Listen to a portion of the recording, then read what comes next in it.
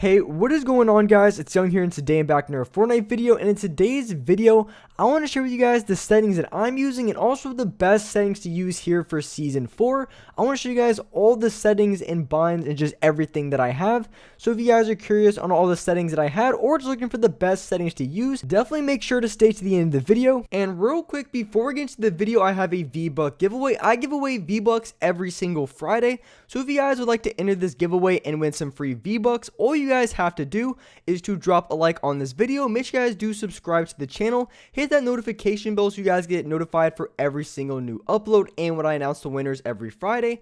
And lastly, make sure you guys put down your Xbox gamer tag, your PSN gamer tag, or Epic account down in the comment section below, and you guys will be automatically entered into the giveaway.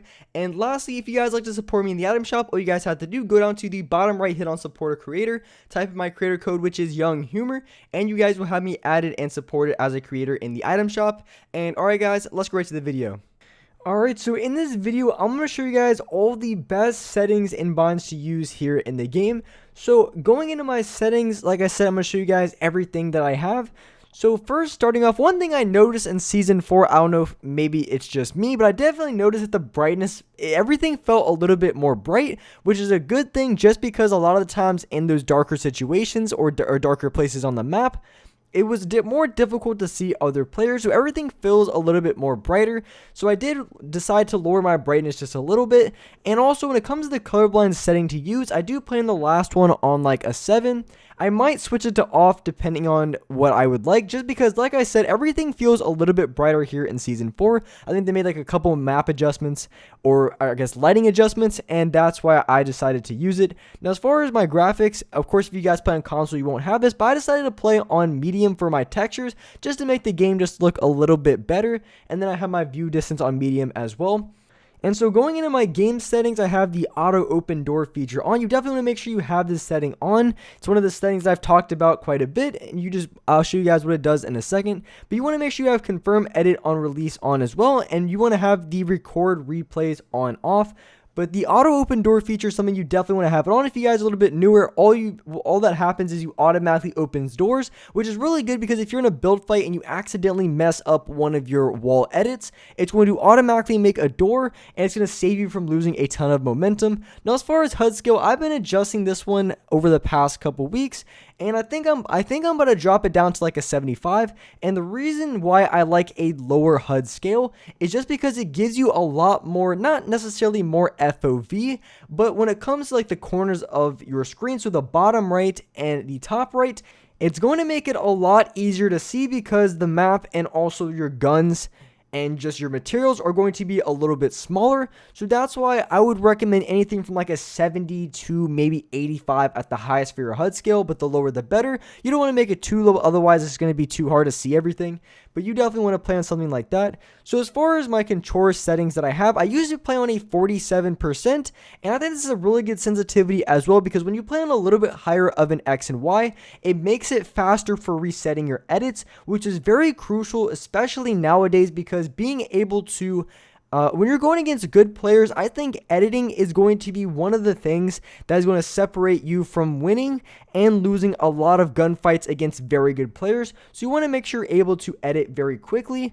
and playing on a little bit higher X and Y sensitivity is going to allow you to move back over to your wall and reset it much easier. But now currently I play on a 45 and a 44%, which I'm still able to edit and reset very quickly. It is just a tad bit slower, but honestly, I don't know if they did anything to aim assist, but it feels a little bit weaker. I don't know, maybe that's just me, but I like to have just a little bit lower on the sensitivity scale. I feel like I have a lot more control over my shotgun and my SMG, and it allows me to hit a lot more shots. So that's why I decided to play on a 45 and a 44% with a 2.3 for my building and editing, which is still a little bit on the fast end, but it's not too fast where I have no control at all. So that's why I do play on the sensitivity that I do.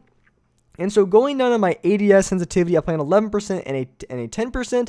This is a really good medium balance, because one thing I noticed, if you want to just go all out on close range sensitivity, I've noticed that the best sensitivity is like a 14 or a 13%. Now this is 100% close range. And if you want to have the best sensitivity for long range, I would recommend about a 9%.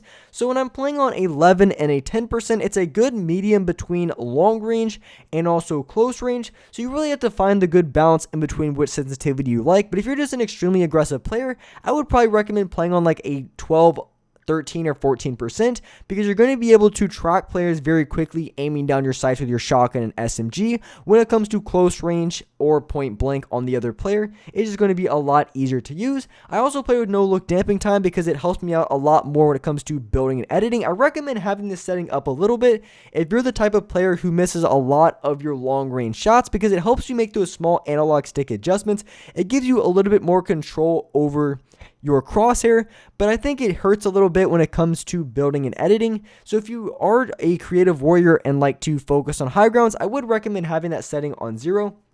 Now, as far as my dead zones, I play on 11% and an 8% or 7%. I switch in between the two, but I play on a really low dead zone on my right stick just because that's the analog stick that I use for editing and also when I'm hitting shots, when I'm trying to aim. So having a low dead zone makes everything super responsive and makes it very easy to track other players, get off my edits, and just do everything that I need to have. And of course, you want to have the foot controller setting off because it adds input delay, and you definitely don't want to have that setting on at all. But like I said, when it came to my building and editing sensitivity, my settings are definitely on the fast end. I've played on higher building and editing, but I feel like a 2.3 is a really good balance between being very fast, but not being too fast where you don't have any control over your crosshair. Because when it comes to different retakes in the game, you can do the majority of retakes, like the important ones, you can do most of those on like an average sensitivity, but there is a lot of high gun retakes that I enjoy doing that I really do have to play on a fast sensitivity, or it's extremely difficult and I have to be so precise with my builds that I can't make any sort of mistake at all when it comes to, my movement and how, where I'm placing and how I'm doing the retake. So that's why I decided to play on just a little bit higher of a building and an editing. It just helps me out quite a bit when it comes to being able to have control, but also at the same time doing all the retakes that I want to do. Now, as far as my ADS sensitivity, like I said, if you want to go all out on close range, I probably would recommend something like a 13 and a 14%, because I've had times where I haven't been able to track a player fast enough at close range, but at the same time, playing on like a 14% is not going to be the very best sensitivity to use if you're trying to track players from long distances, just because it's a little bit on the higher end for ADS sensitivity. And it's going to be a little bit difficult to track other players if you're playing on that high of an ADS. Now, as far as my binds, I do play 4 paddles, so of course your binds are going to probably look a little bit different. But as far as my paddles, my upper left paddle is my pickaxe. My upper right paddle is my edit, so you can see it's bind to left on the D-pad, and then right on the D-pad is my edit. So upper left is going to be my pickaxe. My upper right is going to be my edit button. My bottom left paddle is my jump button. And then my bottom right paddle is going to be how I place launch. Well, actually, they don't have that's one of the things I didn't like about the season, and they don't have launch pads, which I don't know why they took it out. My speculation is because maybe people were dying too fast, so they thought if they removed launch pads, it would slow the game down just a little bit. That's my speculation, but yeah, it kind of sucks. They had like the fire traps, which I haven't really used a whole lot. I haven't even used it at all. I think one kid in game used it against me and got like just a little bit of damage, and I end up winning the gunfight. But yeah, I don't really use the traps at all, but I do press my bottom right paddle for placing, I guess, my traps if I have them. And as far as my other binds, I have my confirm as L2, and then I have my reset as the right analog stick. Now, I've seen a lot of different things as far as the edit controls. I have had people use, their edit button as their left stick, and then they would have their confirm as probably like R1, and then they would have their confirm as L2. That means there's a lot of different combinations that you can have. And of course, if you play claw, maybe you have your reset on the circle. So it really just depends on, what you're playing, claw or non-claw, but I really do like having L2 for my confirm and right stick for my reset. I find this to be really comfortable, and I've been using it for the longest time. So those are going to be pretty much all of the settings that I currently have here for Season 4. There's definitely been a lot of changes to the game that have been pretty interesting. I did like how they brought back a lot of the weapons from previous seasons. I think that's really, really cool. The only thing I didn't like, as I said just a minute ago, was the removal of launch pads, which I don't really know why. Like I said, I think they probably removed it because people were dying too quickly. And in my solo games, there would be like 10 people left, in like the second zone, but that's just how it is in solos. People just drop hot and then they die off spawn. But anyways, those are going to be all the settings that I have. Hopefully this video helped you out. But with that being said, that's wrap up for this video. If you guys enjoyed this video, if you guys liked it, make sure you guys do hit that like button. Make sure you guys do subscribe to the channel if you guys are new. Hit that notification bell so you guys get notified for every single new upload. And as well, I do live stream every single day here on this channel at 4:30 Eastern Standard Time. So hit that notification bell so you guys will get a notification when I go live on this channel. I stream every single day. But with that being said, I appreciate you guys watching the video.